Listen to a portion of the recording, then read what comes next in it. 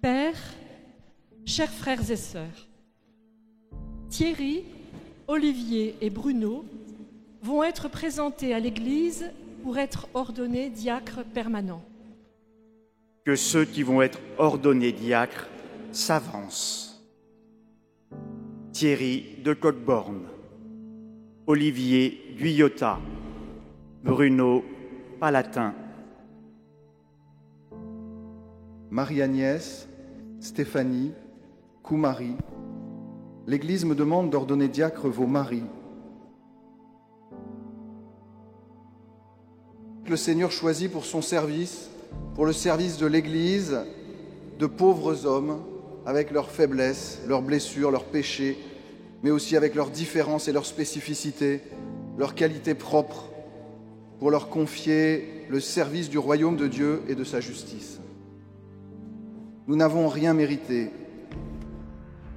et nous n'avons pas été choisis parce que nous serions les meilleurs, parce que nous aurions des prédispositions ou des caractéristiques particulières. L'appel est totalement gratuit et à bien des égards incompréhensible.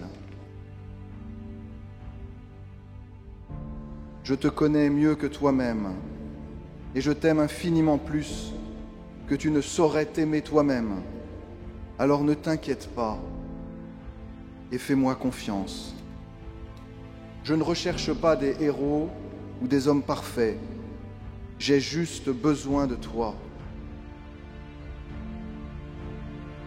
Et oui, cela paraît incompréhensible, mais j'ai besoin de toi, de tes mains pour prolonger les miennes et servir les plus pauvres, de ton regard pour voir plus loin et redonner confiance, de ta parole pour bénir en mon nom, de ton cœur pour manifester ma tendresse et ma miséricorde.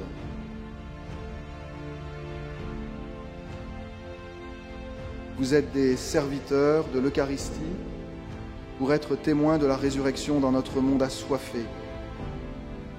Vous ne tiendrez pas si vous ne puisez pas à la source eucharistique, si votre vie n'est pas eucharistique. Et l'Eucharistie ne trouve son sens que dans l'amour du plus pauvre, dont le visage se décline de multiples façons.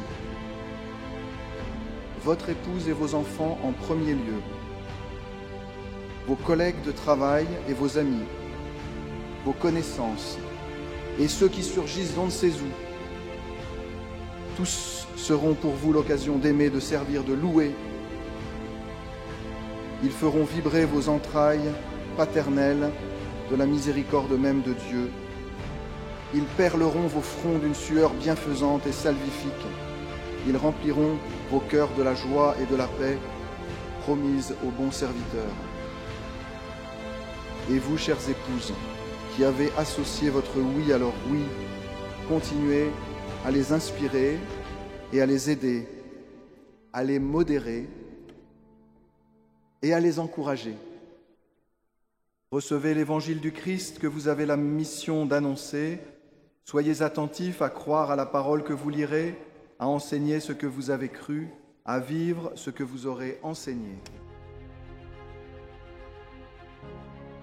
Il ne peut y avoir de paix véritable sans cette belle vision que l'Évangile nous propose, en particulier aujourd'hui, la dignité de la personne humaine et le service du pauvre.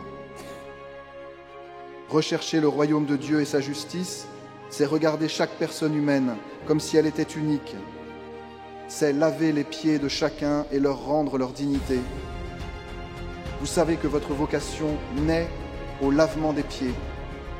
Les apôtres, avant d'être des prêtres et des évêques, sont d'abord des diacres.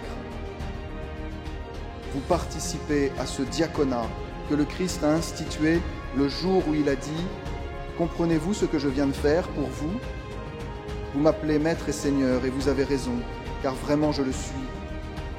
Si donc moi, le Seigneur et le Maître, je vous ai lavé les pieds, vous aussi, vous devez vous laver les pieds les uns des autres. C'est un exemple que je vous ai donné afin que vous fassiez vous aussi, comme j'ai fait pour vous.